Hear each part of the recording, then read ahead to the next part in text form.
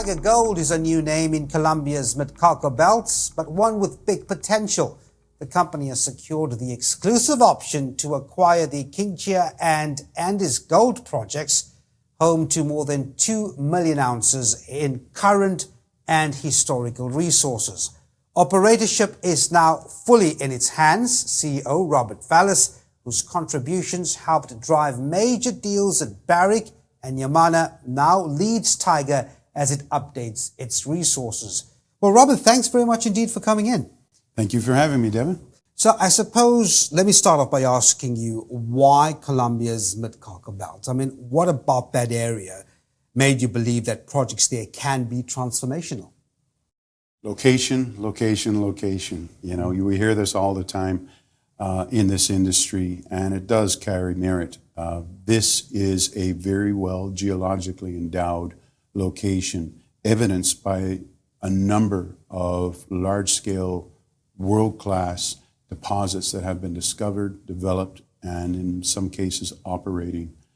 The fact that we are within that with the projects we hold is substantive. Of course, beyond that geologic rooting is the fact that the geographic location and the seasonal benefits of being able to operate all year round in this climate in itself is substantive and a real opportunity to get every aspect of efficiency out of our spending. You come in with a lot of experience, Robert. You've, worked with industry-shaping deals at Barrick, at Yamana. How would you apply that experience and that of your team on what's happening at Tiger?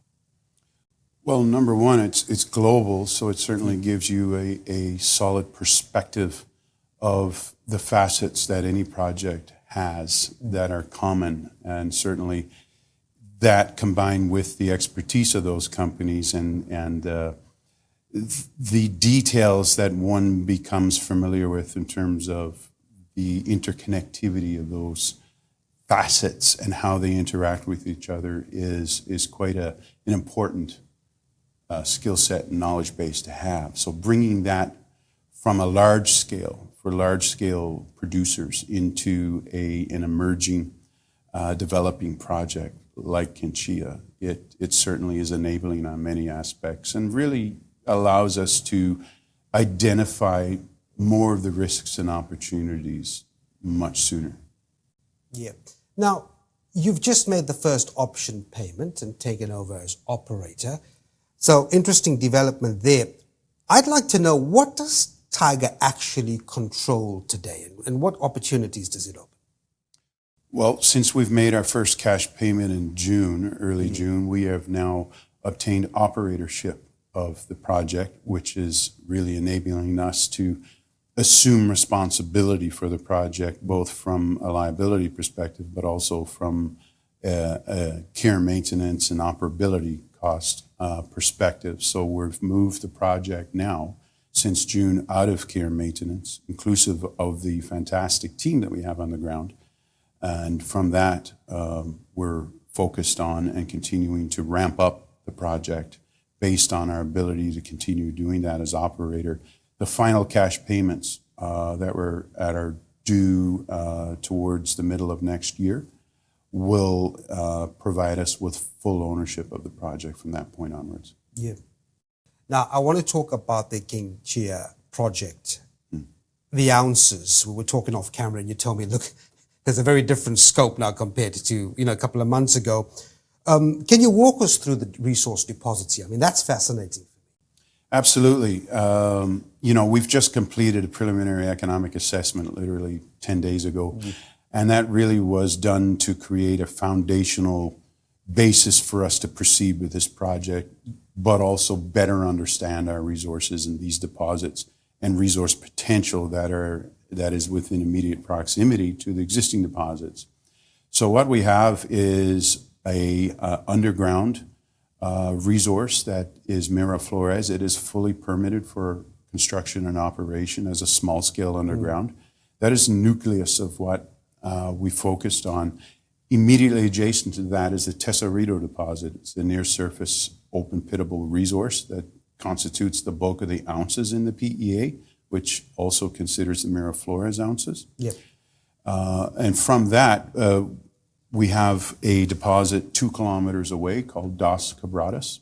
It's a much earlier stage. It's still as a historical resource until we begin putting our own drills to it and moving that into a resource category. And then finally, immediately adjacent to Miraflores and Tesorito, there's a new discovery called Cibel, and adjacent to that, yet another aspect of it called Chuscal. Yep.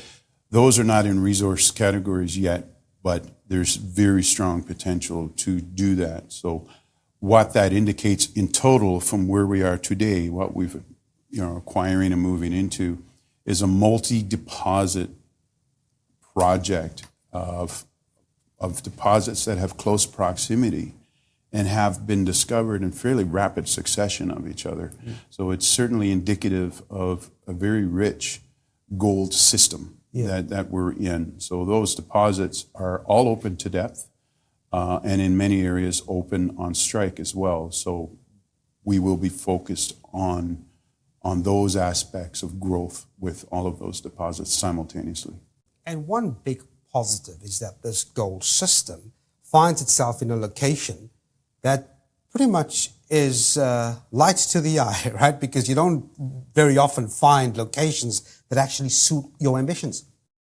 Yeah, that's a great comment. Coming from the producer side, you're looking for opportunities that allow you to optimize your capital outlay, your initial capital, as well as your operating costs, yet still have something that's scalable and meaningful and accretive to your production and company.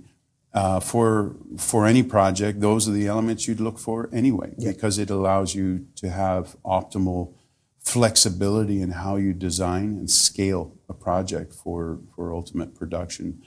The elements that we have in this project, multiple deposits, close proximity within a region that's well endowed from an infrastructure perspective, enables all of this to be considered now and in terms of your path forward as you grow the resources, recontemplate the scope and scale of the project. That again reinforces why we elected to do the PEA prior to our listing, which will be late next month. So you touched on the PEA. I want to know, what did that eventually affirm for you? That essentially affirmed 2 things. One is that we are entering into a project with very solid economic foundations, as well as technical foundations, which I alluded to earlier. To have the PEA at current consensus pricing, I think it's $26.50 per ounce. We're at over a post-tax NPV of over $500 million, over 500, and an IRR at over 21% post-tax.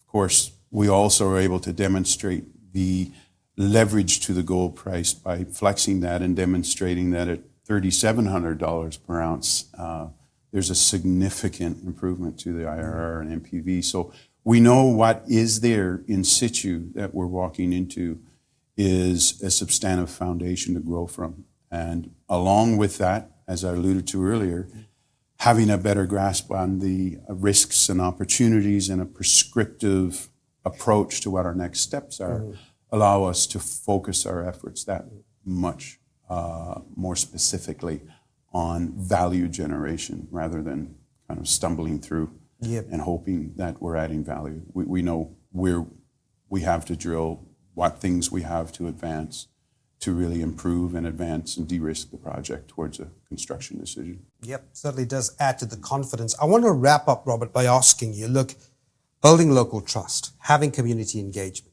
you can't do this sort of thing if you ignore that. Tell us a little bit about your experience. Well said. A fair amount of experience with that, obviously, in multiple jurisdictions. Coming into this project, in my early evaluation of it, I went for that first in terms of an evaluation.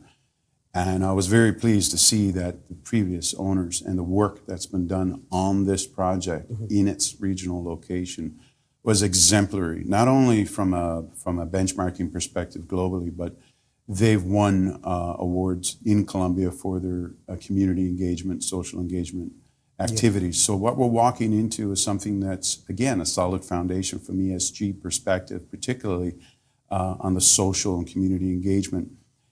And with that said, we are already enacting and enabling programs that were in stasis for community and social engagement now. And so those programs are ramping up as we speak and are as much of an importance to us in terms of de-risking and advancing as the resources are in the engineering side of things. So very, very important part of our project, as it should be with any project, but we're very pleased that it too is on solid ground. It's well established.